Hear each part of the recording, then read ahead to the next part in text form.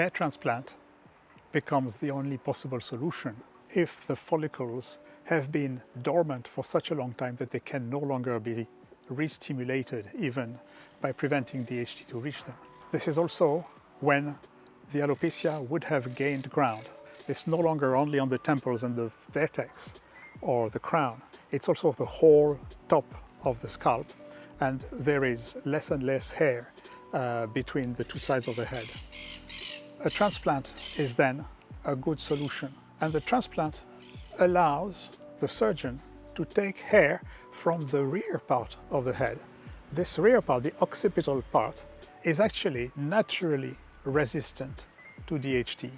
So you take the hair from there and you transplant them on the rest of the head. This should happen relatively late, and most of the transplant surgeons are hesitant to recommend transplant at an earlier stage. So it's important to have, as much as possible, a good medical treatment of alopecia and consider transplant when this medical treatment can no longer be effective.